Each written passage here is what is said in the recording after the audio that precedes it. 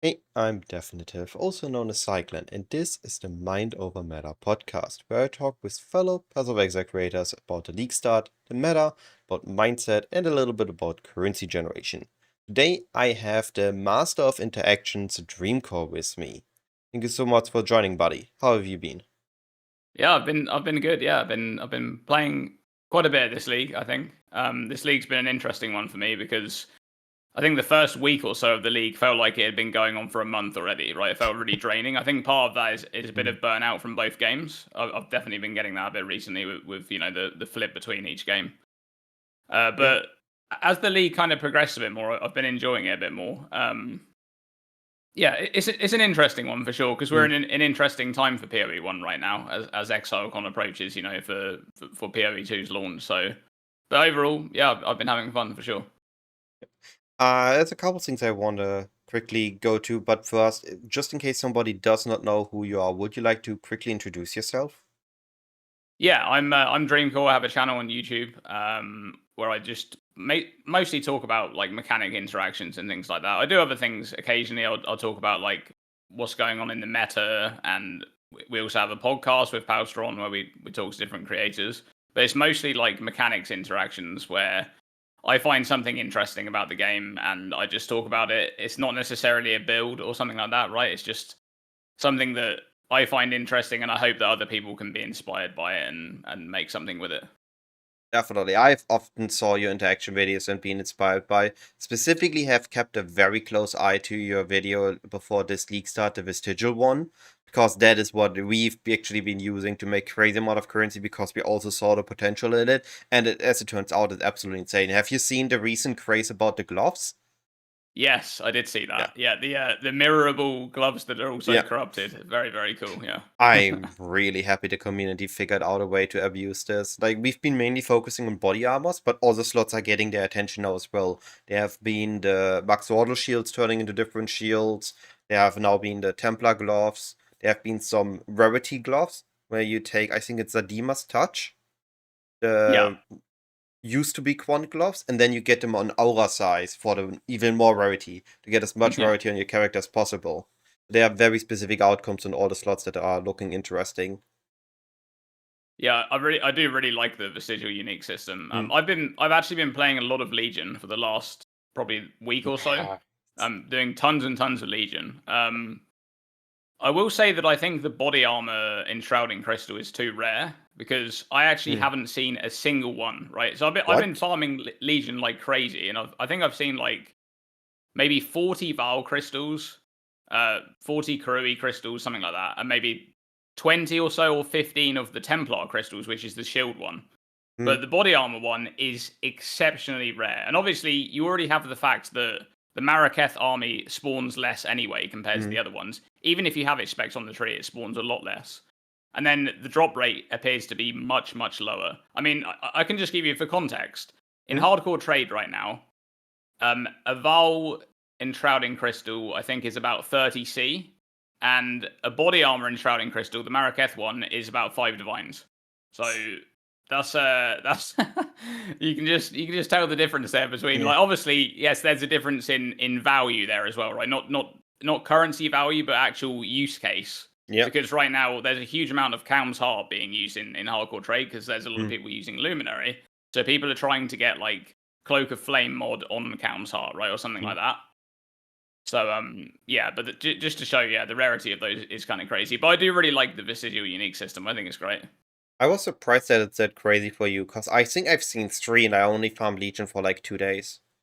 That is insane. Yeah, that's Yeah, insane. so I feel like we are both on the opposite extremes of the probability. I got giga lucky and you've been running a really heavy dry streak. Yeah, that is actually crazy. I mean, yeah, I was farming. Like I said, I'm just farming like Jungle Valley Legion for like a week or something Mm. with like a typical kind of RF style build, and it's just yeah, it's fun. Like I've always liked Legion. It's one of my favorite mechanics in the Me game. too. And Like, visual uniques being added to it is nice now because there's like something extra. It always felt, I think not in the past, but more recently, it's felt like Legion has just been like power crept. Other mechanics just have felt better to farm, and yeah. Legion has just been sort of left in the dust. But I like the Vestigal unique system. I think it adds something important to Legion that it now has, right? So Yeah. that's nice. Legion used to be always this generic thing where it just had a bunch of random loot, bubblegum currency, which made it really great early, but it keeps getting flooded out by things that were doing better, like strong boxes, like nightmare map farming before T17 before it got turned to nightmare maps, and it always fell off after a day or two. So for casual players, it wasn't even a farm worth looking at because they would just be able to do budget boxes and get even better rewards than just running Legion. And the removal of incubators at first made me really worried about it because I was a big fan of them. The random divine drops, the consistent stack deck drops, which also at some point got nerfed out of Legion, right? It just got kind of shoved to the side. And with this change with, what is the term? Moving all the loot back to its specific thing. Fossils only in Delve, Abyss Jewels only from Abyss. Legion didn't really had anything special about it except the 5-way timeless jewels. So giving it these special uniques gave it 2 layers of generation of currency. It had now the, well, you get more lucky drops that are Legion exclusive, which means they will only come from Legion if they're important. Legion will be better, not everything. Something else that can also drop them. And secondly, well, the timeless runs have now something other as a very interesting outcome, making them worse not just for XP running, but also for running them on your own. We've been running so many timeless runs. At least someone in the team always been running them. It's really I think crazy. also like recently they've been adding a lot of things in both games actually, not just in PoE 1 but in PoE 2, where it's something that's exciting to actually reveal, right? Like last league we had the belt, right, the shrine belt, which I believe is going to be coming back next league. That was quite a common drop, so you could just reliably farm it, and it was something where you were kind of excited to find it, but because it was so common and getting a good one was really, really difficult. So you're actually excited to identify the item, right, to see what it had. And the Vestigal uniques is kind of similar to that. Like you spend all this time cooking them, and then you're excited to actually click the crystal to see what you're going to get, right? And I think that I really, really like that they're going that way with some of the loot, because sometimes it's the case where you have this really powerful thing that you know that it's great. Like Mage Blood is a good example of that, right? You know that Mage Blood is just exceptionally good. And of course, you're always going to be excited to see a Mage Blood, but you just don't see one very often. It's one of those things. I kind of like it when it's something that's more common. Like you can reasonably get it, but you have the excitement of, oh, I could actually get something really good here when I actually identify it or reveal it or whatever it may be. So I like the direction they're going there with that type of loot. There are also, again, several things that's great here, in my opinion, as well. First of all, you have the not as big high hits, but still good hits that you're happy with. For example, with the bell, just an echo or just acceleration would have already been amazing. And then when you hit the acceleration plus resistance one, you're like, oh my god, I hit the jackpot. And now with the Legion as well, you put the body armor in, and there's several outcomes that are great. There's some decent normal outcomes that maybe recoup your cost, and these crazy expensive outcomes that gotta make you several divines or maybe even a mirror. My buddy Gon, who's currently running it, just got a body armor that Connor's been using, and it's now listed for 3 mirrors. Let's see if it sells. Like, that is just the craziest high roll hit, right? Yep. So yeah, really happy. That is really cool. Yeah, like really happy with that approach from GGG, giving us some not adrenaline. What is the term? Like when you see it, you get happy. Yeah, I think you're just generally you're. It's kind of moving away from that other kind of loot that they had, where it's like really, really scarce loot, right? You have like super scarce loot that you're excited to see, and then you have something where it's much more common and reliable. Like you're going to get those crystals. You can even see the meter filling up as you do the legions, right? Which is also something that adds to it. That's really good because you actually get a sense of progression as well. And then you're just excited to click it and see what you get, which is that's great. I like those type of rewards quite a lot. To move to a different topic, because before I forget it, you said when you started that the first week felt so long, and I did notice that as well. Not just in this, but in previous patches, as I'm getting better at the game and just doing more practice runs and getting faster. I used to get into red maps maybe a couple days in. At some point, end of the first day, I started to be in red maps. Nowadays, I'm done in 10 or 12 hours with my Atlas. I've done my 2 stones, board carries, or if I have a bossing build, done 4 stones at the end of the first day. And I'm already farming a strategy just like I would have done normally a week in, and just blasting like crazy. And it losing the connection with what point of the league I am, because I'm just playing like I would be later in the league. But also, this league has been a layer on top of that. Just felt like the progression this league was way, way quicker. And I think it might have been because we already established the best way to play this patch very early on. Yeah, I think this patch it has been it's been a bit of a strange one for me. Like I said, I had this sort of it felt like the league had been around for a while and it only been around for a few days, right? I felt very very drained right at the start. In terms of like progression speed, I feel like just generally speaking in PoE 1, we've just been getting faster and faster in recent patches because it just feels like there has been a lot of power creep. This patch in particular, like there was a lot of buff spells and things like that. Yeah. You know, people were talking about different kind of outlier spells, I guess you could say. And there was other spells where it's like a lot of people are focused on the hyper end game when they're looking at like different builds and things like that, right? They're pobbing a build for like what they're going to be doing in the end game, but there's not that much consideration for like the very early game, you know, like different switching different gems out in the campaign and things like this.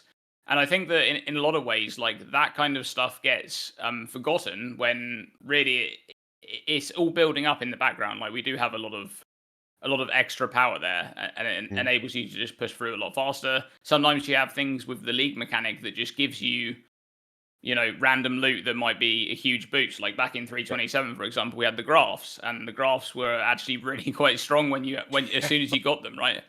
So there's been a lot of that sort of stuff.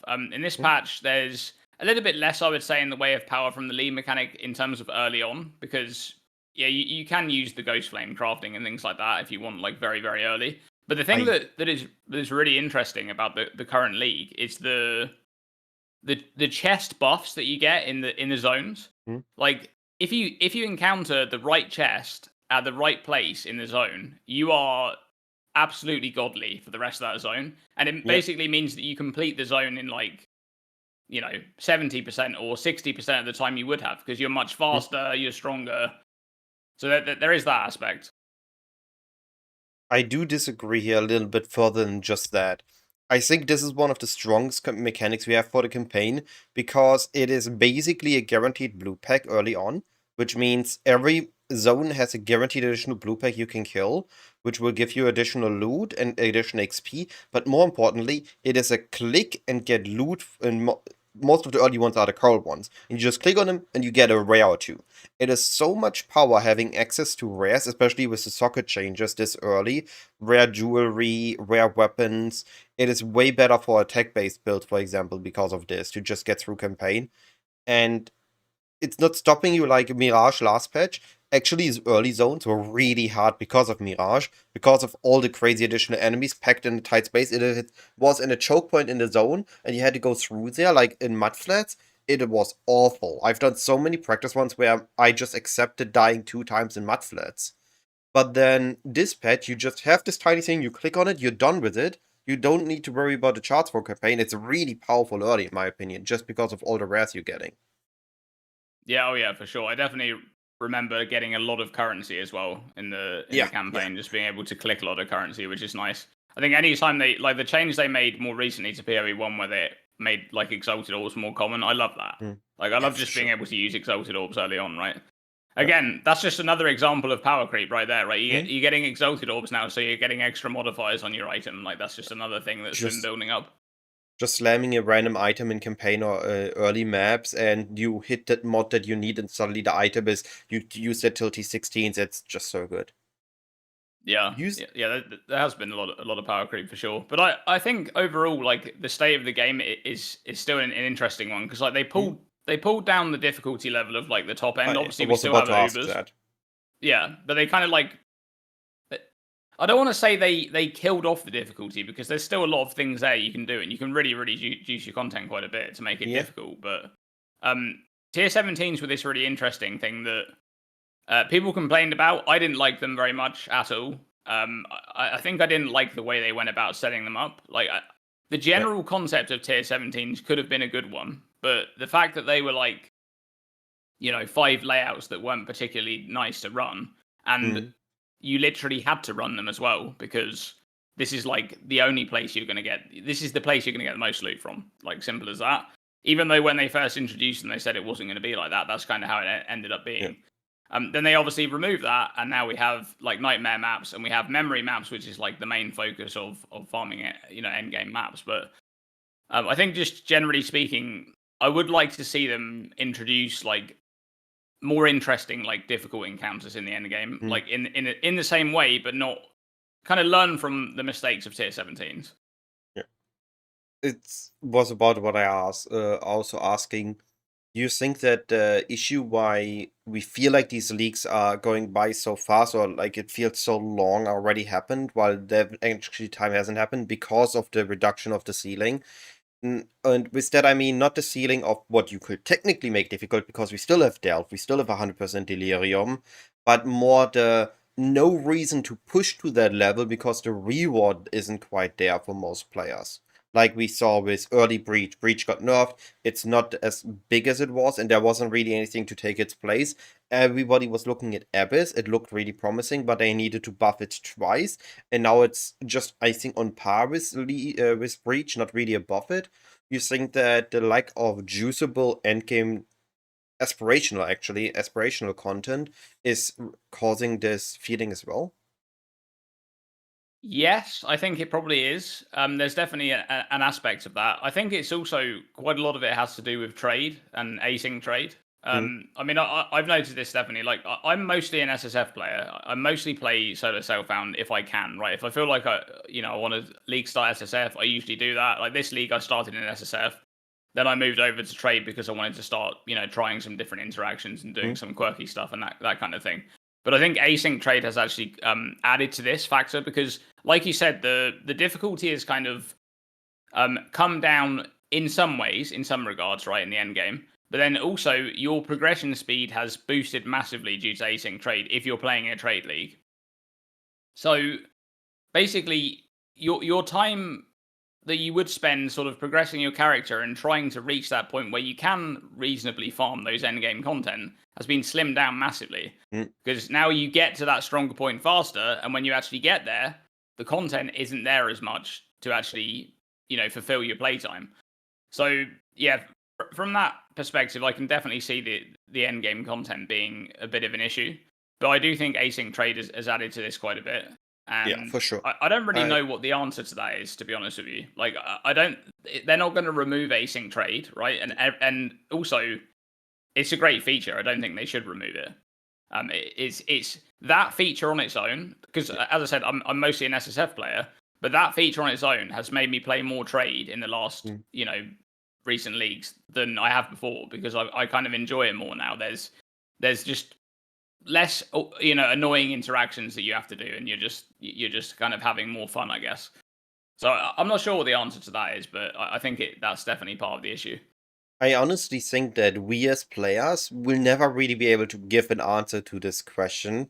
And this is just something where GG has to prove again why they're such an amazing company and have made 2 amazing games. They will figure out an answer. I'm sure about it. Maybe it's not going to be in 330. Maybe it's going to be 331.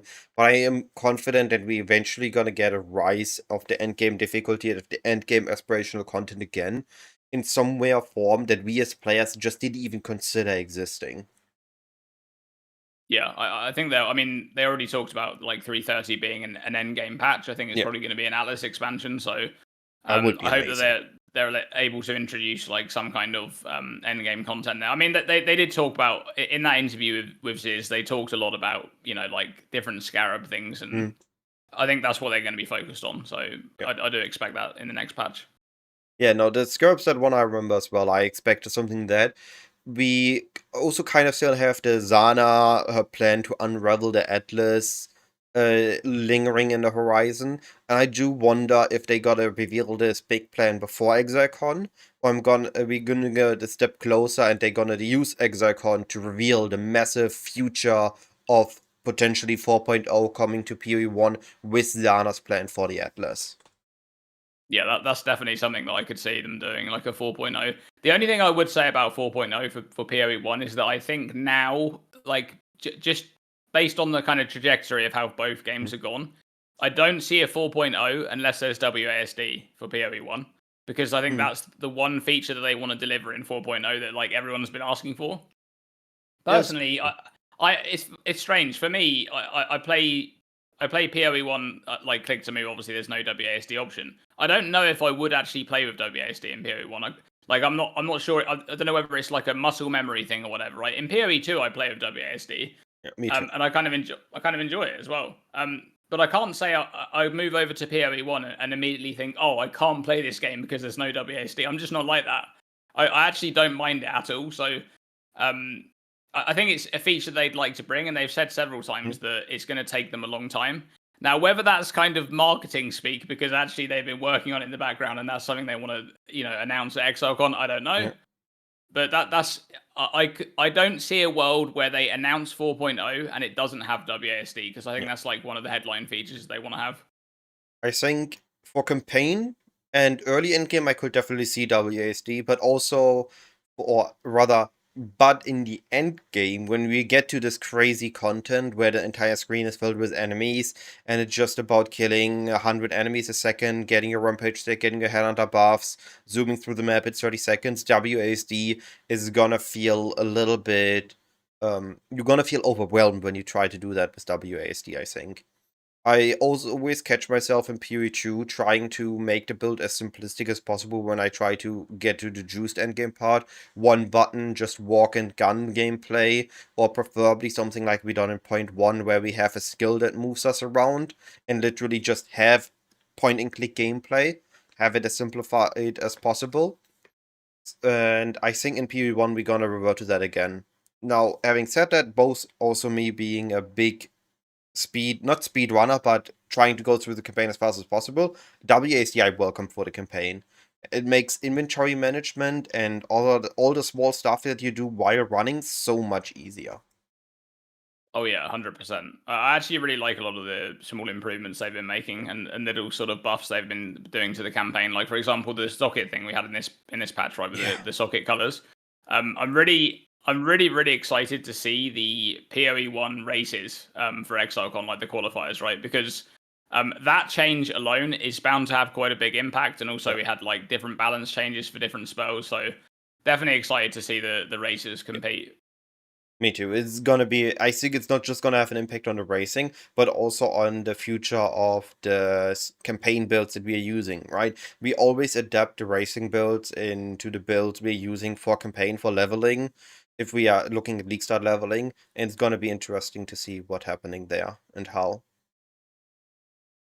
Yep, absolutely. Another thing that you kind of already mentioned or alluded to is you're starting in SSF usually, and then you're hopping over to trade to test interactions. So you're not really that much of a meta gamer or like me sitting in the currency race trying to make as much currency as possible, but you still need to make some currency when you try to buy the items to test the interactions, right? Yep. So what would be when you really need currency? What is your go-to currency farm once you hop over to trade? So I think it's definitely build dependent, but I'm very often playing an RF chieftain in any league, right? There's going to be like I might league start it on probably 80% of leagues, right, at this point, because I just find it such a fun build. It's such a smooth progression early on, and it actually in this patch, like the single target damage is insane with what's it called, emulation totems, actually insane. Like, it's gone from having, like fire trap damage was just like really disappointing whenever you would get to like your early atlas bosses, right? As soon as you get to like the infinite hunger, for example, I can give this example, right? The infinite hunger, such an annoying boss for RF, because you don't have any damage early on, right? So you just have to do the annoying like follow the sludge phase like a couple of times, right? and it's just such an annoying boss. But in this patch, this is the first time on RF on a league start that I've killed that boss before he phases, because the immolation totems are insane damage, like actually insane damage. It's like 5 times damage compared to Fire Trap.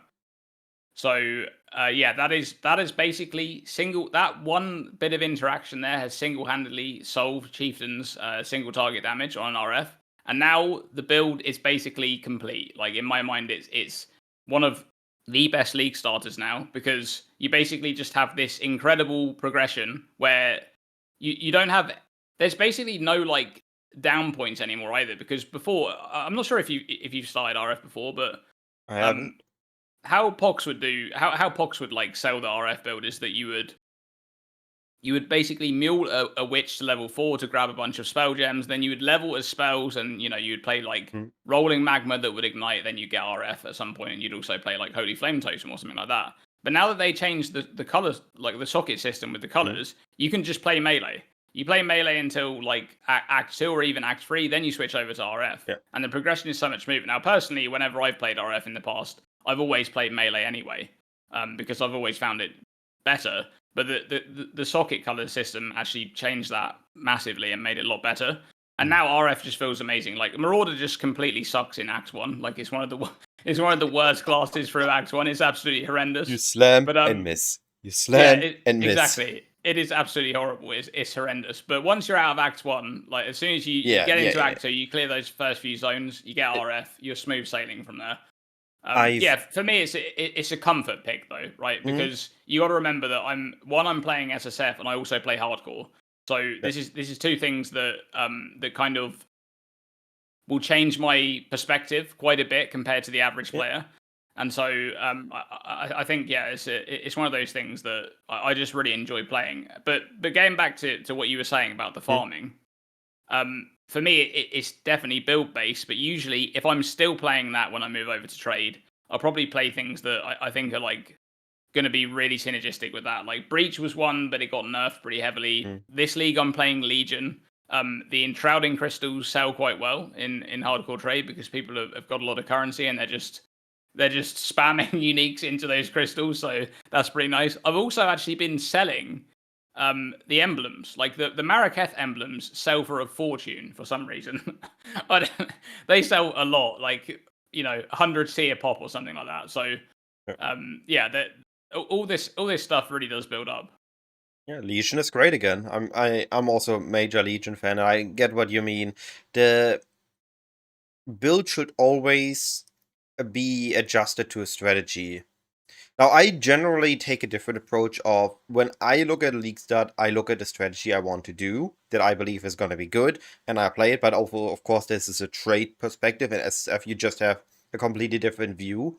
In SSF, you need to have an all-rounder, which is something that in trade I actually would never recommend because of its weakness of pivoting into one specific thing that is really lucrative and then needs to jump between a couple of things it's okay at, and always does it a bit weaker than the good builds. But with what you said about the immolation buff, about I think it's Scorching Wave immolation, right? Yeah. Yep. I do think that makes it better. I've looked, Buddy has been practicing on it. His goal was to reach level 100 real quick in trade. I actually don't know if he succeeded. I need to catch up with him. And he wanted to do that, get that to a level 100, and then roll the build over into a Waldo farmer. So I do think that it's decent once it's going Righteous Fire. Like, when it has Explode, when it just walks, and it makes everything automated, really amazing for campaign and for endgame. But what you said, the single target had been an issue before. If that's now solved, that makes the build a lot better in my eyes as well. And the early campaign phase, which the socket solved, just go melee, easy transition now. As long as you have the strengths which you have anyway from your passive tree, you can now use armor bases, have the right colors. It makes it so much better. I fully agree on that. I definitely have to revisit that when I look at my next league start preparation and practice phase. Yeah, I do expect that they'll nerf Scorching Red emulation. I mean, we'll see. But I think it is very strong right now. The fact that you can just... Because the 4-link on Chieftain is just like Scorching Red emulation, life tap, multi-totem, spell totem, right? You don't even have any damage links on there at all. And it just does absurd damage. You basically path through... So you come out of Marauder start, you path down towards Duelist and you go up into the Scion area and you grab the there's a 3-point totem wheel there which has some placement speed and some cast speed. And there's also so there's the skill effect duration wheel there as well. You take all of that and you take the mastery for more skill effect duration. And then I think you have like a 6.5 or 6.7 second debuff timer on Scorching Rev Emulation. And the way that tech works is that every single debuff that's applied by a totem is unique to that totem and they stack. So you basically just stand on top of the boss and you spam totems, right? And the first beams come out of the totem, they apply the debuff for 6 seconds or whatever, then new ones replace them, they apply a new debuff over and over again, and it's a ramping. It's almost like a poison build, like in terms of gameplay, right? So ignite scaling, fire damage scaling. Yeah, fire dot. Very interesting. I didn't realize it works like that. Yeah, exactly. So that's what's going on. And obviously in this patch, the debuff timer went from 3-second baseline to 4. And then it's also like getting a damage. It had a damage. I mean, obviously Spell Totem got nerfed, so that was actually quite a big nerf. Overall, in terms of like if you're playing this playstyle, the damage buff was about 30% or so in this patch, and it was already good last patch. Like just to clear anything up there, like people were playing this in the Gauntlet, so This had enough damage already to kill Ubers in the Gauntlet and make a tanky character. So, and there you can just see, like I said, you're playing it on a 4-link that has no damage links at all on a Chieftain, and all you need for this tech is a Shaper Shield with +1 totem. That is quite a big ask at League Start. You need to actually beeline to Shaper and actually get that shield because that's something that you need. But yeah, once you have that. One important thing to note about that tech is you do not take Ancestral Bond. You can't take Ancestral Bond. Obviously, you're playing RF.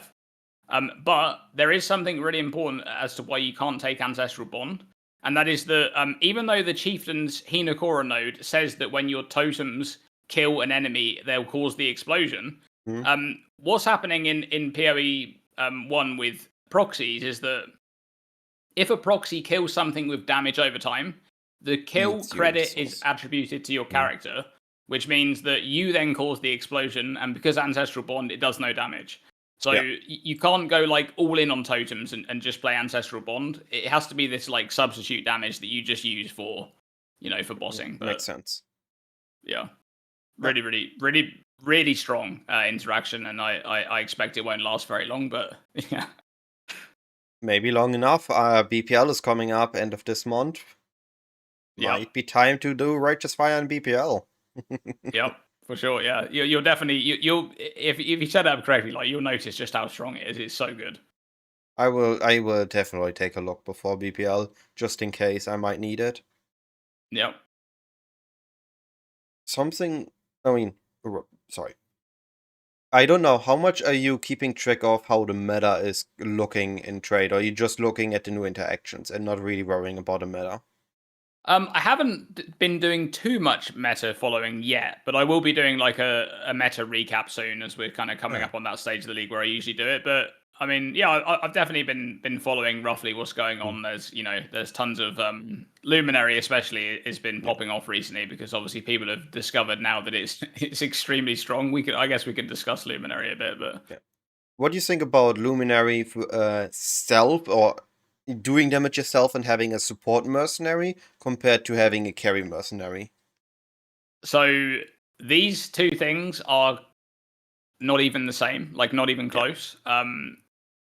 There is a really, really big problem that I see with Luminari that I think initially when it first kind of got announced, I didn't really think about it too much. And now that I've had time to process it and really think about it, I think there's quite a big issue with Luminari.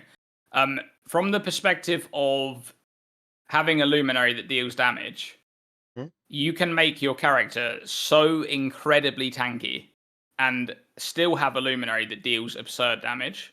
And this is something that you can do on other... I'm not saying you can't do this on other classes, because you can. But getting to a stage where you are that tanky and deal that much damage is extreme currency investment. Like this is a lot of time and effort and currency put into a build. Luminary reaches this area, like this stage, a lot sooner, and it's actually just. I don't know if this. I'm not actually like it's to the point where I don't know if this can stay in the game like as it is right now, Oh wow. because it is actually just absurd. So what I think is going to happen is going forward, people are so right now in this patch it was a little bit different because it was like new, and you had a few creators that were saying like I'm going to start Luminary. Hmm? We had like Captain Lance was one of the big ones who started Luminary, right? And initially at the start there, people were kind of complaining, and I think a lot of the issues are you have an ascendancy, but you don't have this like default merc that can help you in the campaign. You need to actually find one, and finding a good one is very very RNG heavy. So that's Hmm? just kind of what they went for with that. But when you do actually have a good merc, this ascendancy is just absurd. It's Yeah. actually absurd because you have your own set of gear. Your mercenary has a set of gear. You can basically like you don't have to. I mean, Flame Link's a great example of that, right? I just have like 4 times the life of a normal build, and all of that life is being poured as damage into my mercenary. That is something that historically GGG have kind of balanced in a way where they don't remove, but they nerf these interactions, right? Hmm? Anything where you can scale defense and damage at the same time, they've been nerfing it over time. Like, Yeah. look at energy shield stacking, that got nerfed several times. Life stacking took a massive hit in this patch, huge hit Ward across the stacking. board. Yeah, ward stacking exactly. Like the timer still doesn't even exist anymore, right? Because they're like, we can't have that. It Night probably will grip come got back, but nerfed several times as well. yeah. So there's so much stuff that that you kind of scale defense and damage at the same time, and in some cases, I think you can balance it quite well. I think RF's a great example of that, right? Because you Hmm? can scale your life and you get damage from it, but even with exceptional amount of life, RF still doesn't do that much damage. Yeah. So it's balanced in quite a good way. But some of these things are simply not, and I think Flame Link is a good example of that. And right now, it's like, yeah, I can build a mercenary, and I can just be so strong defensively that I just feel that this is going to be one of those things that really takes over the meta if it stays like it is right now. Hmm? Like in the next league, the league after that, we're going to see more and more people that they feel like they basically have to play Luminary because it's just too good compared to the other Yeah. options. So that's kind of how I see it's going to go. Once it's figured out, once it has been optimized, and you have a linear path, a recipe you can follow to go to the broken state, then obviously you're gonna pick up a broken build if that's what your goal is in Trade League. Yeah, yeah. It's I mean, you touched on the other version of Luminary there, which is having an aura bot, and actually, I think that those builds are quite strong as well. Like, I'm not saying they're Hmm? bad or anything. There's a few setups there that are exceptionally strong because there are some really strong uniques that you can make use of on your mercenary there, which you could never ever afford to use on your own character, right? Yeah. That's kind of one of the biggest strengths of the Luminary is that you can make use of things that other classes simply cannot use, which Hmm? is just that is an exceptionally strong advantage to have. And yeah, I just I kind of see it taking over the meta if it stays like it is right now in leagues to come. Definitely something to keep an eye on. Like, GG has shown that they are ready to nerf things if they are too prominent, but I think only once they are too strong and too much attention on them. We've seen often that very powerful builds that just fly under the radar just keep flying under the radar and don't get nerfed. Only once too many people are picking up on it, get nerfs to it. A very good example of that is the Arcana Miner, which was played for, I think, 3 leagues in a row, just working. Nobody picked up on it, and then suddenly everybody is playing for it, and it got nerfed to the ground. Yep.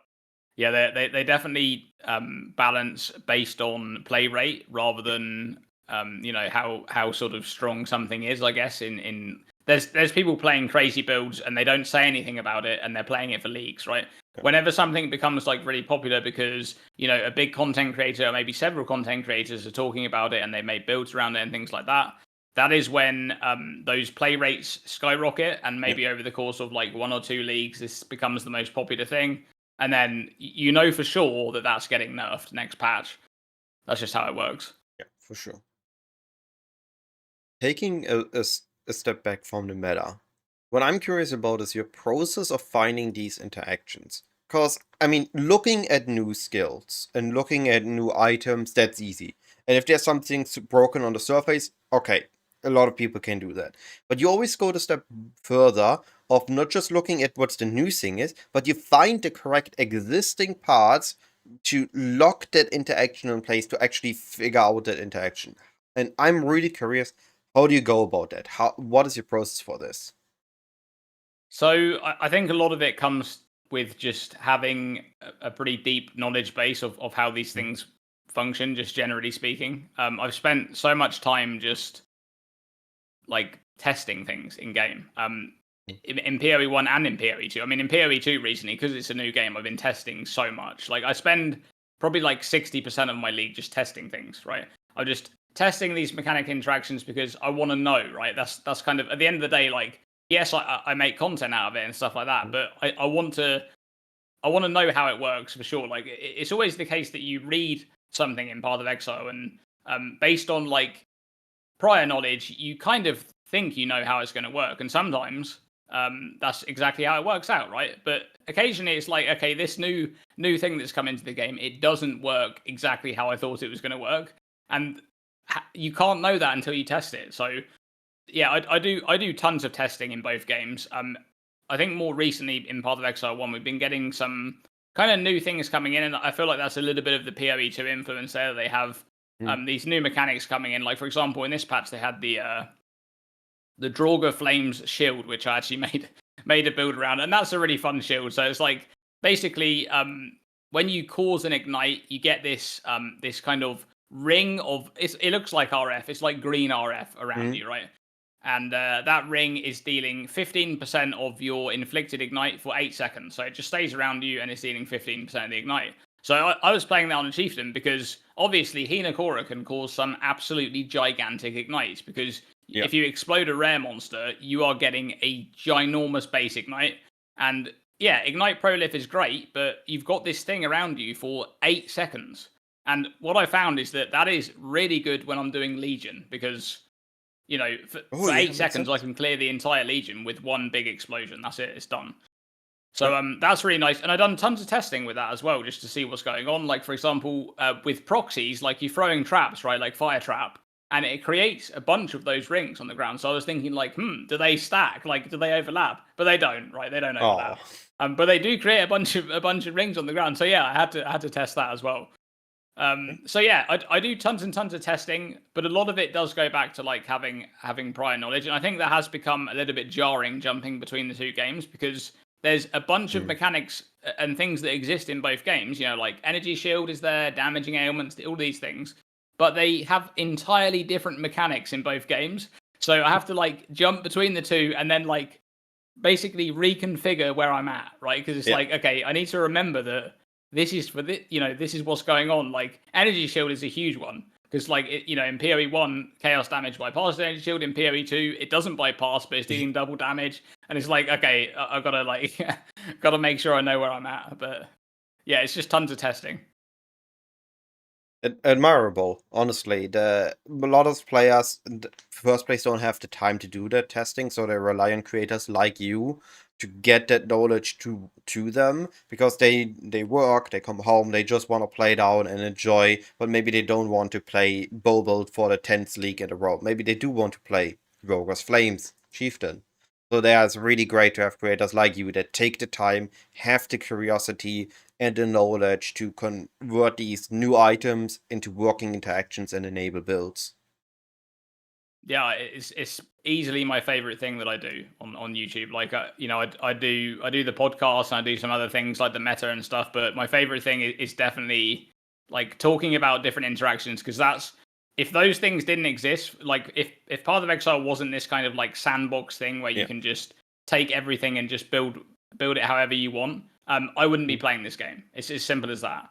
So that is what I really like about the game, and you'll notice that I don't put out many build guides or anything, because for me, like, the fun is the little bits that make up a build, and like finding ways to use these. Like, there is no like correct thing in Path of Exile, right? Like you build your character however you want. That's kind of what they've always been going for, and they're always adding more and more things to make this possible.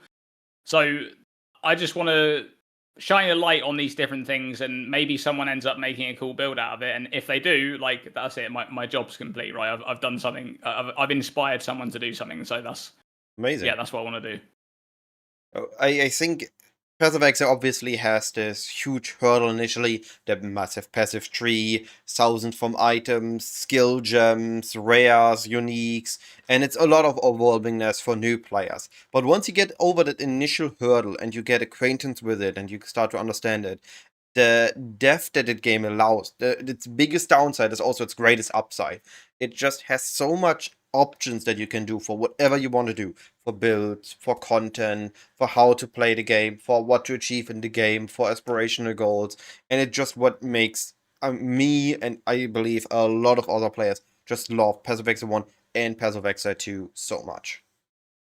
Yeah, for sure. Like, I mean, and you can see it in PoE 2 as well. Like, obviously, PoE 1's had the countless years of adding things to the game, and they've like refined it and refined it and refined it. And PoE 1, PoE 2 doesn't really have that, right? It doesn't have the depth just yet, but it's getting there. And give it another few years, and there's going to be the same kind of stuff, right? You're going to have all of these crazy things you can like look at. Oh, okay, I can do that, or I can solve this another way. You know, just the little problem solving thing. I think is something that interests me quite a bit on Path of Exile. I think Path of Exile 2 right now is suffering between its being new and it's still, like, not in a bad way, but it's still compared to PoE 1. I have all these interactions in PoE 1, I don't have those in PoE 2 yet. I can make this character explode screens, like those very PoE 1 fans that dislike PoE 2 because it is in PoE 1. With the sense of, yeah, I cannot destroy the screen with my one button 6 link that I made for one divine. But also then this, well, I don't have these interactions quite there yet, but it's getting there, right? It still has a lot of developer intended interactions, but we've seen a couple of player made interactions, and when they align, they really blow up. Like we've seen now what I've been working with when I play PoE2, the curse casting with Impending Doom and Dojo's Undoing, and then Limit. I think Limit is such an interesting keyword in PoE2 that when you find the right interaction with it, you can really abuse it. You, for example, with the Dojo's Undoing now, it applies the word limit twice in one sentence. So you increase the amount of cursed grounds and the amount of toads you can spawn. Meaning by increasing your limit, you not just don't just add on one layer, you get 2 layers. You get a multiplier because one more curse ground means X amounts more toads, but also each curse ground has one more flat toad, and it's really hilarious. Yeah, Limit's an interesting one. I've discussed Limit a little bit on my channel a few patches back, I think. It's funny, you know, going back to when PoE 2 was first being announced, I actually remember having like a pretty big concern for the whole like gem system in PoE 2. That what happens when we have like these duration-based skills that overlap and deal damage, right? That my thought back then was Cold Dot, because obviously we didn't have PoE 2 yet, but we knew that PoE 2 was going to be this thing that kind of offshoot of PoE 1. At the time, it was going to be an expansion basically to the game and not its own game. And I remember thinking about like Cold Dot. How's that going to work if I have like, you know, 5-6 links that all deal their damage at the same time, right? Like what's going to happen there? And I think in a way they kind of tried to solve that initially when they released PoE 2, and they've done it in quite a good way. But now we see like over time these new skills being introduced and new mechanics being introduced, and Limit is a really big one there, where there's now, it's getting to the stage where there are quite a few limit skills in the game that do stack up on top of each other and do deal their damage at the same time, and this is actually really quite powerful. And as long as you can find a way to actually like clear reasonably well with, you know, some kind of setup, you can still just drop your whole package, like all of those limit skills on top of a single target, and just delete them. So it's crazy. Like, what do they bosses have now? 90% damage reduction as they spawn in, and we still manage to one-shot them with the first hit or with the first frame of pre-stacking. It is really insane. That even... I always phrase it like this. PoE 2 in general feels like it's about here, where PoE 1 is about tier. But whatever is broken in PoE 2, whatever is absolutely nasty, powerful, it is way up here. At least when you compare numerical wise or percentage wise. Now, obviously, you can still create way crazier numbers in PoE 1, especially when you start throwing mirrors at builds. I'm not denying any of that, but I always felt like these interactions PoE 2 interactions are tame, are neat, are funny, are interesting, and then you find this one broken interaction that is just from a base level so much more powerful than it would ever been in PoE 1. We saw Archmage, we saw the in-stacking with the Hand of Wisdom in action, we saw Lightning Spear. Like, these crazy things, when they are crazy, they feel just so overwhelmingly crazy compared to anything. Yeah, they're really powerful. I think that's one of the things I'd like to see the most. Looking forward to the full launch of PoE 2 1.0 towards the end of this year, is I'd like to see them really get a handle on the balance of the game. The thing is, when it comes to balance, right? I'm not talking about character to character balance or like skill to skill balance, because ultimately that part doesn't really matter. Like the thing that GGG need to do every patch that they do in PoE 1 as well is they need to like balance skills in a way that makes something new for the patch and something that people want to be excited for, right? It doesn't mean that skill A needs to be equal to skill B. It just means that like they need to present new options for people to play and be excited about, and people that want to actually use those things in a patch. But when I'm talking about balance in PoE 2, I'm talking more about the baseline balance of the game in terms of character versus monster, right? Yeah. This is where the real issue lies, because right now it's not just damage, by the way, it's also defense. Defensively, it's just not there yet. The defensive options are not there. It feels like some monsters are dealing way too much damage, right? And yeah, that's what I really want to see from them. Like, of course, I'm excited for all the new content that's going to come, Acts 5 and 6 and whatever new classes or ascendancies and things like that. But I just want the game to be in a better state for full launch, for sure. Well, we're gonna see, hopefully, this better state already coming. I think at the end of this month, we're gonna get a reveal at the Gamescon. I think that was the post the other day. And I assume that's also gonna be in some relation to the 0.5.5 announcement, which will bring also an economy reset with it, which has been mixed with, what is the word? Has been the community has received it with mixed results or with mixed feelings. Some are really looking forward to it, some aren't. And I'm really looking forward to return to PoE 2 with that, and I hope that we see this, what you said, player skill balancing, but also monster skill balancing. There are some enemies, and I'm personally, as much as I enjoy the build creation in PoE 2 and the general gameplay and the cleanness of it, I really, really dislike the one portal gameplay. It is, I don't mind it on bosses. I really think that's great to not corpse rush a boss, to need to be play mindful. The first Arbit of Divinity I did, I ran from it. To regain my health, to not fail and to have to retry this boss. I just ran, I screamed for a moment. It was hilarious. It was a fun experience. But when I map, I really don't. I don't need 6 portals, but 1 portal is not enough. Especially when you juice it and then you lose it, it just creates an awful feeling.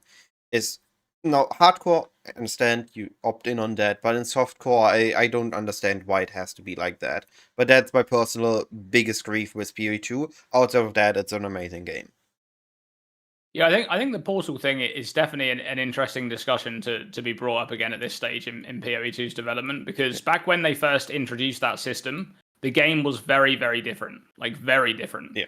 And it has progressed a lot. Like, for example, the one thing that I can kind of point out is how they've done like the checkpoint system and things like that in PoE 2, and how back then when they introduced them, they kind of added this as a way, as like a band-aid fix. And I think that at some point they probably will want to come down and like slim down the areas a little bit so they don't need all of these checkpoints in the game. And I think you could say the same thing about like the portal system, is that back then it kind of felt like this was the direction that they wanted to go in with the game, but the game has kind of drifted off from that direction in the last sort of 6 months or so, or maybe even the last year.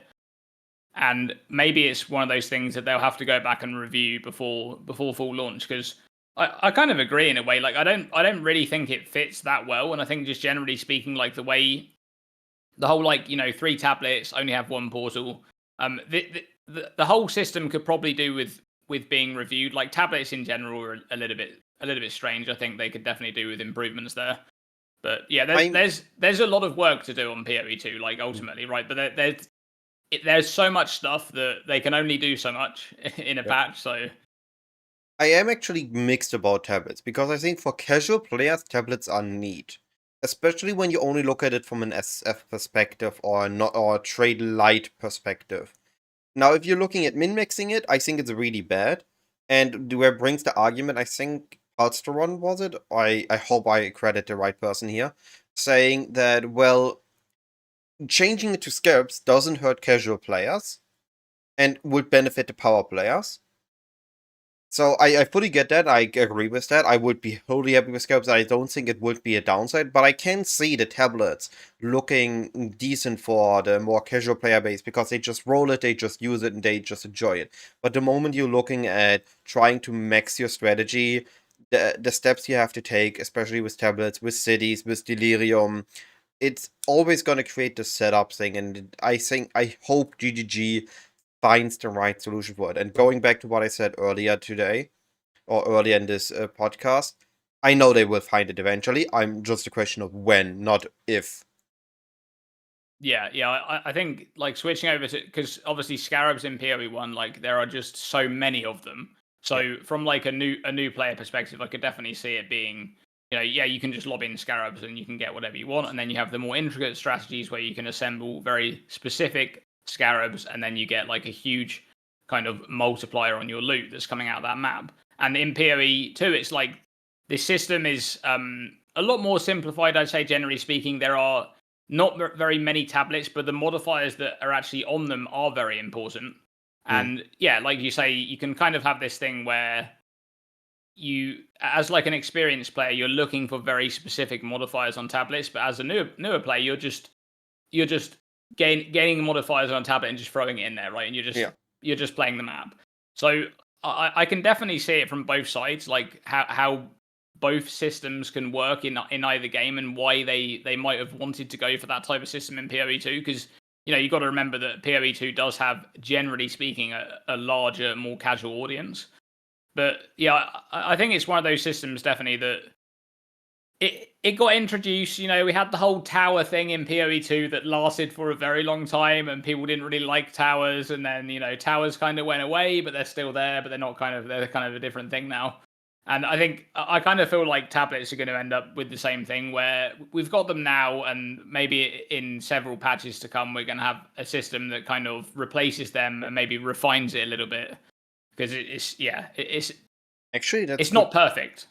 That might actually be. Like, we had scarabs originally introduced with Betrayal in PoE1. Maybe they're just waiting for the right league mechanic they intend to be related to the scarabs to introduce them in a proper way. Or Exactly, whatever gonna be the scarabs of PoE2. Yep. I do look forward to seeing more of the mechanics. Like, we've seen it with Abyss, we've seen it with the Temple, we've seen it now with Expedition, where they take the base concept that was originally created with and take it into a whole new perspective because of the availability of the better engine. The temples in PoE2, and obviously Temple League, the inflation, let's not talk about that again. There has been enough discussion about that. But the concept of making a giant temple is still the same like it was with Incursion, and just so much more amazing. Abyss, it still has the pits, the enemies come from the underground, you kill enemies above ground, you wake them up, they notice you, then you can dive down in their territory, and you fight the liches underground. A really cool concept, and PoE2 still has it in a really cool way. I saw the glow up, I was so happy we got this in PoE1, the breach rework, and the same thing, the expedition and all the PoE2. Well, to be fair, the other mechanics in PoE2, Delirium and Ritual, haven't really been. They already were made with PoE2 in mind, so they haven't gotten as much of an overhaul as the other ones. But I'm really looking forward to seeing all the other mechanics in PoE1. Seeing Delve, seeing Legion specifically, Blight, maybe seeing Metamorph in some way return to PoE2. And I'm just looking forward to what glow up they will be getting. Harbingers, of course, as well, for both PoE1 and PoE2, right? They are on the table of coming back and getting their rework and getting a new way of introduced to the game. I'm just really, really looking forward to the future of both games now. Yeah, they have over a decade of content to pull from, right? When it comes to PoE2, and of course they always have the option to just introduce something completely new that nobody was expecting is to come. So there's definitely a lot of like league favorites that they can pull from that they haven't put in the game yet. Legion is a big one, right? And I mean, even today we had like the in this patch, right, in 3.29, we had like the update to Legion. There's now like a thing. There's like an entity in the middle of the domain of timeless conflict. I saw the post on it. I saw the Reddit post on it. So there's gonna be a pinnacle boss for Legion. I love that they're thinking about these things. And something that I want to say about PoE1 that they've been doing recently is that they've kind of been, they didn't used to do this either. They've kind of been doing like little changes to leagues, to other leagues that are not the focus of the current league. And before it was like, okay, we're just going to do this, big new league. Here's all the interesting stuff, new uniques and things like that. One of the things they've been doing recently is they've been like going back and changing like an old league and doing some adjustments, making sure it's up to scratch. And I really like that. Like, I really like the idea that when a new release comes along, we actually don't know. Yes, there's going to be a new league, but we don't know, is there going to be something else going on? The Legion Pinnacle boss, for example, could come at any moment, right? I'm assuming that I kind of draw some conclusions from that, right? We know that there's a Legion Pinnacle boss coming, and I think that probably means that they're developing Legion for PoE2, because if you've noticed recently for PoE1, almost all of the assets that they've been using have come from PoE2, right? Because they're making PoE2, and by the way, this is no knock on them at all, because they are absolutely the kings of asset reuse in a good way. They've been doing this for years, and they're very, very good at it, right? They'll reuse an asset, they'll repurpose it, and they do it in a way that actually feels good. Like, it doesn't feel cheap, right? When they do this.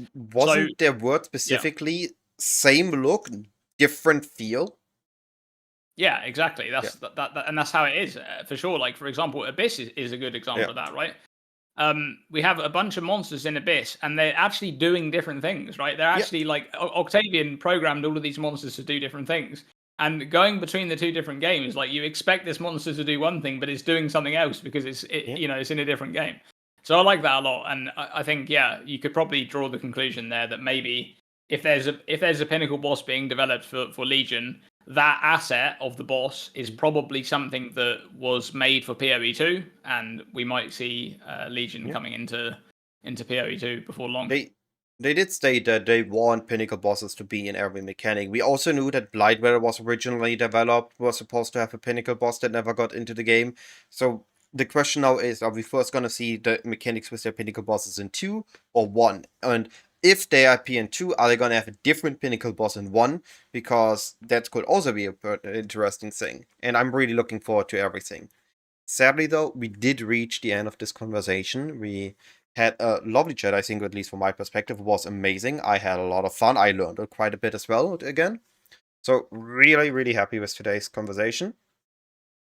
And for the viewers, if you haven't yet, really recommend checking out Dreamcore. He has amazing knowledge about item interaction. You see it here. Every time something comes out, he is on top of it. If you want to get out of the meta grind and find cool builds, or maybe make your own build, it's one of the channels you cannot miss the videos on. And all this being said, I wish you a lovely day, and I'll be seeing you in my next video or live stream. Goodbye.